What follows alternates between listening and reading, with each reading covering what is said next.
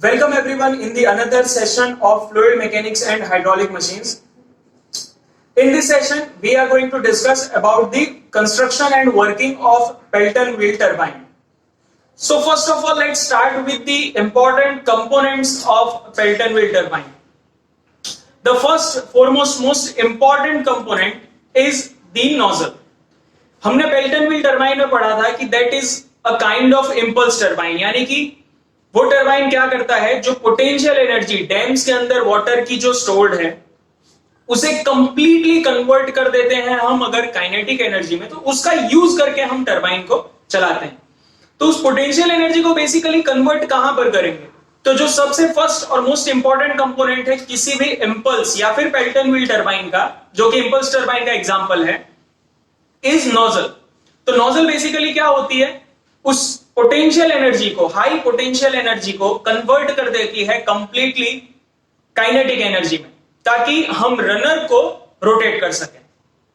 Nozzle basically एक sphere के साथ इंस्टॉल्ड होता है जिससे कि हम अमाउंट ऑफ वाटर को कंट्रोल कर सकते हैं। तो nozzle and sphere are the combined components, जो कि हम फर्दर देखेंगे आगे। The second most important component is the casing. Casing क्या होती है, जो एटमॉस्फेरिक हिंड्रेंस है उससे इस पूरे सेटअप को, यानी कि जो भी इसके इंपॉर्टेंट कंपोनेंट्स हैं उनको बचाती है, एज वेल एज जो वाटर की स्प्रेडिंग है इन द आउटसाइड एटमॉस्फेयर उसे भी रोकती है, ताकि वाटर को एक प्रॉपर डायरेक्शन मिल सके। But the most important function of casing is जो इंस्टॉलेशंस है, यानी कि जितने अदर पार्ट्स हैं, रनर है या फिर नोजल है, ये सारे पार्ट्स को होल्ड करने का काम केजिंग करती है। यानी केजिंग हम एक टाइप से कह सकते हैं कि इन सब कंपोनेंट्स का फाउंडेशन है जिसके ऊपर हम सारे कंपोनेंट्स को इंस्टॉल करेंगे। So the next component and the most important one is runner which is installed with the bucket. देखिए ये दो सेक्शन है। First section is runner. Runner क्या करता है, रनर एक्चुअली जो काइनेटिक एनर्जी हमें मिल रही है वो लीनियर फॉर्म में मिल रही है, तो उस लीनियर काइनेटिक एनर्जी को रोटेशनल फॉर्म में कन्वर्ट करने का काम करता है रनर। अब वो पॉसिबल कैसे है, तो उसके ऊपर बकेट्स इंस्टॉल्ड होती हैं। तो जैसे ही हम काइनेटिक एनर्जी को उस बकेट पे इंपैक्ट करते हैं, तो इंपैक्ट करते ही वो बकेट अपनी सारी एनर्जी को रोटेशनल फॉर्म में ट्रांसफर कर देती है रनर को। और बकेट्स के बीच में स्पेसेस जो होते हैं वो एक स्पेसिफिक कैलकुलेशंस के थ्रू कैलकुलेट किए होते हैं, जिससे कि नंबर ऑफ बकेट्स किसी भी रनर साइज के लिए फिक्स्ड हो जाती हैं।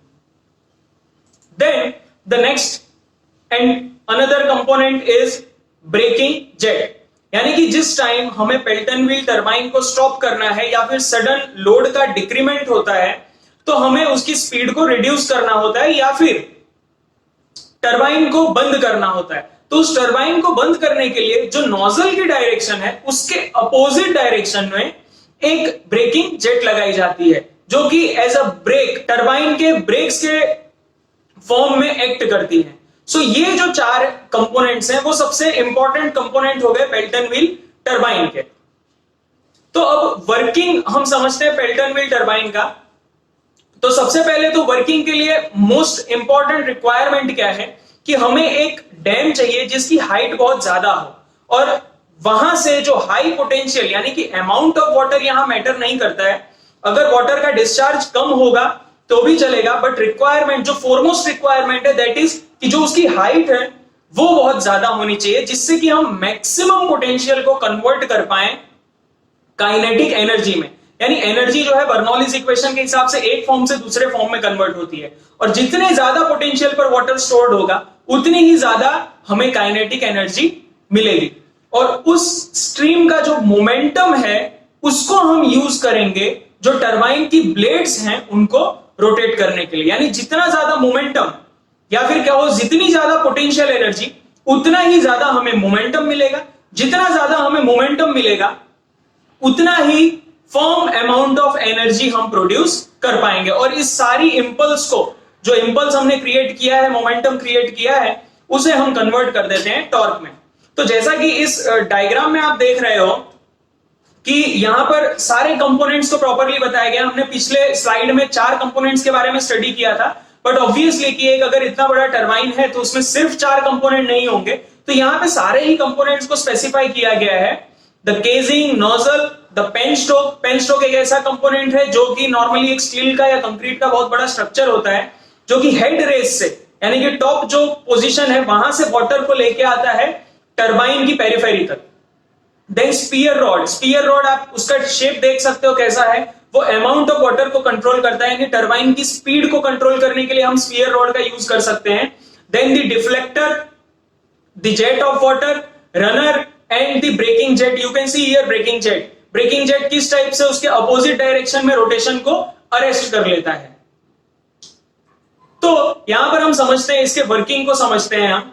तो बेसिकली यहां पे आप देख रहे हो कि ये एक कंप्लीट कंस्ट्रक्शन है पेल्टन व्हील टरबाइन का विदाउट केजिंग। यहां पर हमने केजिंग नहीं ड्रॉ की है क्योंकि उससे जो व्यू है वो क्लियर नहीं हो पाएगा। सो यहां पर आप जो कंपोनेंट्स देख रहे हो कि एक रनर है, उस रनर के ऊपर ब्लेड्स इंस्टॉल हैं जिसको हम बकेट कहते हैं या फिर वेन्स कहते हैं, बट स्पेसिफिकली पेल्टन व्हील के केस में इसे हम बकेट्स कहते हैं। जो नीचे का कंपोनेंट आप देख रहे हो वो पेन स्ट्रोक से आ रहा नोजल है, ठीक है। तो वो नोजल क्या करेगी, उस सारी एनर्जी को काइनेटिक एनर्जी में कन्वर्ट कर देगी और उसको कंट्रोल करने के लिए हमने एक स्फीयर इंस्टॉल किया हुआ है। तो यूजुअली जो ये टरबाइन्स होते हैं इनके लिए जो हेड की रिक्वायरमेंट है वो 300 से 500 मीटर तक की हो सकती है। और यहां पर फ्लो रेट जो है वो मैटर नहीं करता है, ये low flow rate high head यानी लो डिस्चार्ज हाई हेड टरबाइन्स हैं। अब यहां पर जो फ्लूइड आएगा उसे हम नोजल के थ्रू कंप्लीटली कन्वर्ट कर देंगे काइनेटिक एनर्जी में और फिर उसको टेंजेंशियली हम इंपैक्ट करते हैं कहां पर, जो ब्लेड्स हैं यानी कि जो बकेट हैं उसके ठीक सेंटर में। आपने डायग्राम में देखा कि बकेट्स जो हैं वो एक्चुअली डिवाइड होती हैं 2 पार्ट में। तो जो बीच का सेक्शन है उसे हम स्प्लिटर कहते हैं।